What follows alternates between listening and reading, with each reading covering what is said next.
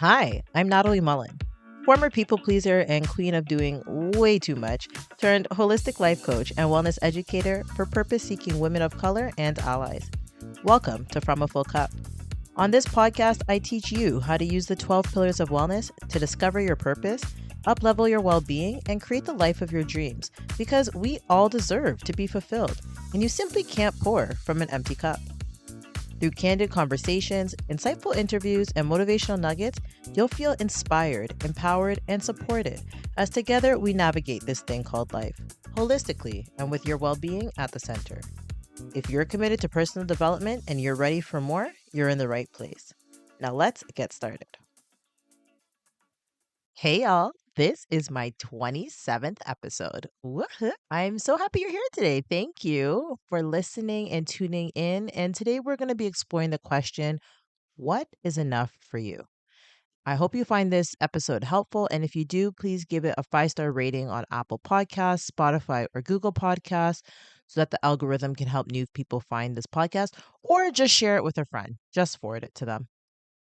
This week, I was featured on the Impactful Authenticity podcast, and it was so exciting to just share how disruptive wellness can really help us to live a more authentic life. So make sure to check out that episode. And if you have your own podcast and you want me to be a guest to talk all things wellness, make sure to send me a message. Before we get into the episode, it's time for the Take Action segment where we celebrate friends, clients, and listeners who are able to take action and move the needle forward. This time we are celebrating Ava. Ava took action on something that will help her move forward in her professional life. And I want her to know, Ava, I see you and I congratulate you. If you've taken action, please send me an email or a DM so I can celebrate you too. Last week, we talked about pursuing dreams that are deep within you. And today, we're going to be talking about something that I don't think enough people think about. And that is, what is enough for you? So, I was listening to Jamie Kern Lima's audiobook, Believe It. And if you don't know Jamie, she's the co founder of It Cosmetics and sold the company for $1.2 billion to L'Oreal and also became L'Oreal's first ever woman CEO. Now, $1.2 billion, billion with a B. That's a lot of money. So I give her her flowers. And listening to her stories in the book, honestly, she has overcome a lot of obstacles and challenges. I mean, a lot. That lady has some serious resilience, I will say. And she was sharing her stories of triumphs and tribulations, and she was also sharing that she had been a workaholic for several years. She said that herself and her husband Paulo worked 100-hour weeks for years. I'm sorry, what? They didn't see their family and friends, they didn't go on vacation, they didn't even sleep at home most days. And all I could think of as I was hearing these details was like, you know what? If that's their choice, that's their choice. But for me, no way. It's not worth it. And now I can say that, and I can say it confidently, even if I was to get $1.2 billion. First of all, I don't need $1.2 billion ever. And if I ever got that, it would be quickly distributed to other people in the world that need it because there's just no need to have that much money for me personally, unless I'm going to do good things with it. Anyways, I just know for me, I could never work 100-hour weeks, not even for 1 week. Like, it's just absolutely not worth it to me. And I know that because I know what my priorities are. My priorities are my family time, time for myself, free time, playtime, leisure time, joy time. In case you can't tell, I really covet my time. And I want to use it in ways that bring me joy and fulfillment now, not just the one day. Because I think a lot of people are like, okay, well, I'm going to make this sacrifice now and I'm going to work hard now and I'm going to do all these hours because one day I will be able to retire, be able to sell the company, be able to move away, be able to work less. But quite frankly, that one day may never come. I am hyper aware of my own mortality as well as everyone else's mortality. And not just mortality, but also ability. And I have life right now and I have ability right now. And I want to be able to use the life I have and the ability I have to live life in the way in which I want. And I want to know that if I die, I lived my life in the present and fully and enjoyed as many experiences as possible and spent time with the people who mattered most to me. Now, every business owner knows that some level of sacrifice goes into having a business, but I don't think enough business owners think ahead of time what is enough for them. And it's not just about business owners, it's also working professionals in general. I just don't think people think about what is enough.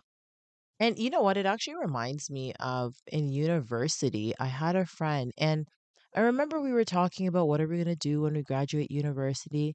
And he said, I just want a simple 9 to 5. I'm not looking for a big salary. I just need this amount, and it's good for me. And that's all I want. And I mean, I was a little surprised just because I've always been a aspirational and ambitious person. And there's nothing wrong with a 9 to 5, but I mean, the amount of money he wanted didn't even seem like that much. So I was like, well, sir, like, just up that number a little bit. But at the end of the day, that was his number. And so who am I? And now I sit back and I think about it and I was like, you know what? And maybe he's changed his mind. I don't know. I'm not in contact with him anymore. But he knew what his enough was. And I think that that's really powerful.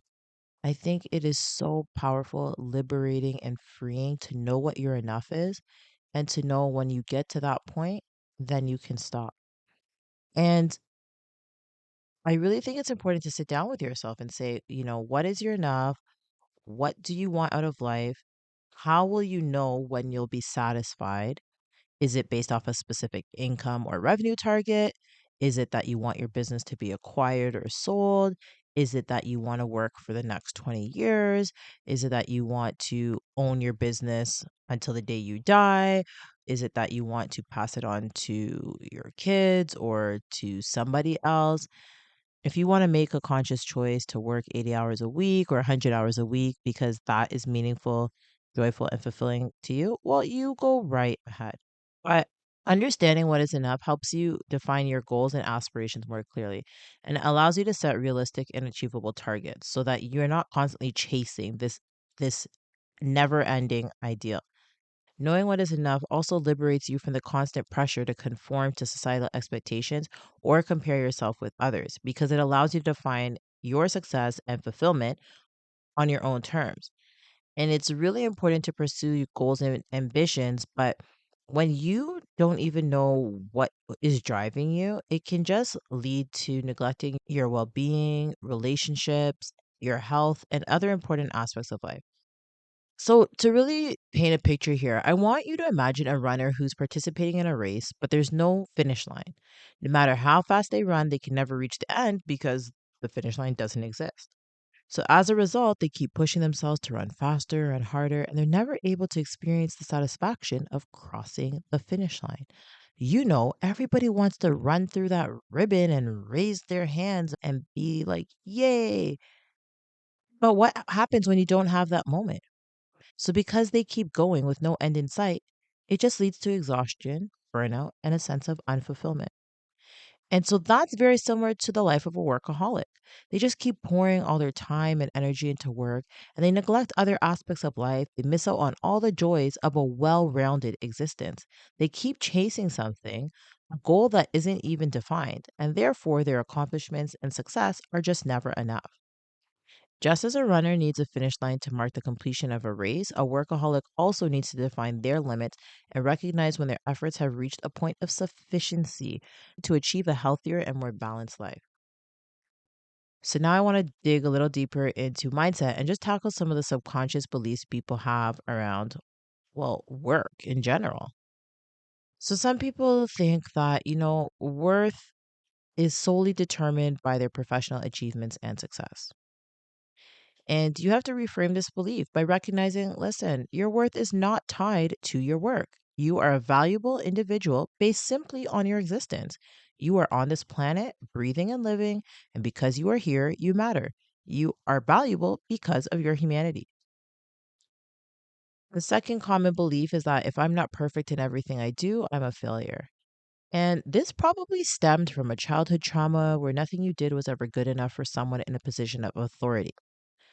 You've got to detach from that experience, though, heal, and then just believe the truth. And the truth is, your best is good enough. Striving for excellence is admirable, but perfection is simply unattainable. You will drive yourself crazy seeking others' approval, recognition, or validation of your perfectionism and accomplishments. So, you need to give yourself grace and room to grow and be human and be pleased with your efforts. And the last belief is that you have to prove yourself constantly or others will think less of you. And again, we need to reframe this.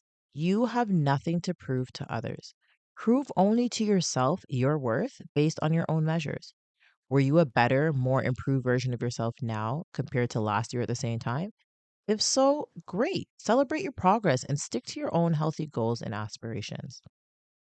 So let me ask you, have you thought of any of these thoughts before? And you have, it's okay. It is okay. When I hear of some high net worth entrepreneurs and professionals, and I hear their stories of what they had to go through to get the money, to me, like what they had to give up was just not worth it. And I'll talk more about this in another episode. But for now, I just need you to know that when you can figure out what is enough for you operate from a place of peace. I know personally for myself exactly what I'm working towards financially and the lifestyle that that will allow me to live. And once that hits, let me tell you, you will see me slow all the way down.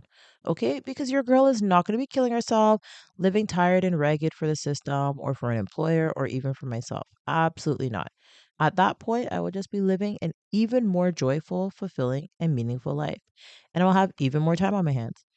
And no, I said even more because I'm already living that now. And I really think that that's key.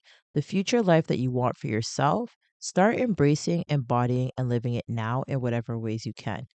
Even if you're limited in your resources, such as time, money, space, location, whatever, you can still find creative ways to live out even the first steps of what your future vision would look like. If you are currently a workaholic, I want you to ask yourself why. Is it because you want a certain financial reward? Are you running from something and work is a distraction? Does this work bring you great joy and fulfillment? Do you see an end in sight? If you don't reach that end for whatever reason, would it have all been worth it still? So now I'm going to give you 3 practical strategies to help you determining what is enough. The first is to start by setting clear goals. So we've all heard of SMART goals. These are specific, measurable, achievable, relevant, and time bound goals. And honestly, sometimes those letters are a little bit different for people, but that's what it is for the most part.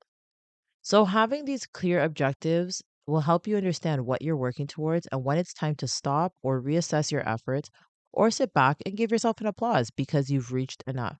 And you should really make these goals be for different periods of life, right? Maybe you have a 1 year goal, a 3 year goal, a 5 year goal, a 10 year goal, a life goal, right? And so then you can really sit and measure and track your progress.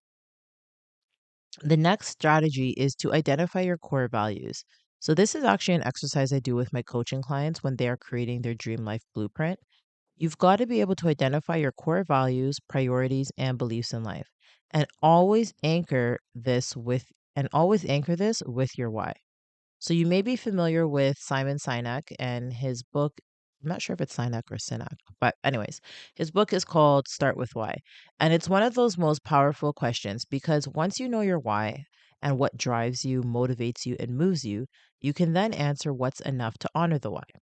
Understanding what truly matters to you will guide your decisions and help you allocate your time and resources accordingly. And the third strategy I have for you is to visualize your success. And I mean to envision what success looks like for you and to truly picture yourself in a state of contentment and fulfillment, and then work towards that vision rather than chasing an endless and ambiguous idea of success. Remember, you don't want to be that runner with no finish line. And this is why vision boards can be helpful too, not just because this is what you want to achieve in the future, but also because this is what you're saying is enough for you, and then you have an idea of when can you reach a point of satisfaction. So for today's call to action, I want you to engage in mindful practices to become more aware of your thoughts and emotions. This self awareness can help you recognize when your desire for more is driven by external pressures rather than genuine aspirations. I truly think a lot of times people just desire more and keep working harder and pursuing more because they just think they have to. They don't realize that they can stop. They don't realize that they're actually in control of their life. They just feel like society says, okay, good, more. What's next? More, more, chasing more. And if we can get to a place of contentment to say this is enough, that's where we have power. And only you can determine what is enough for you. So I encourage you to look deep within and ask yourself if your well being is worth risking in pursuit of your enough. I invite you to say today's affirmation with me. I am worthy beyond all achievements. I find contentment in knowing that my value is inherent and I am enough. In closing, knowing what is enough will bring you peace and guidance in life and help you use your resources wisely. Set boundaries to ensure that you don't surpass your enough and embrace contentment and satisfaction with your enough. If you're on your own wellness journey or want to get started, you can download the free wellness assessment PDF in the show notes to show you where the gaps are that you can work on in your life right away. This podcast is brought to you by Captivate Podcasting Platform. You can start a free trial by clicking the link in the show notes. Until next time, continue to serve yourself, your loved ones, and your community from a full cup.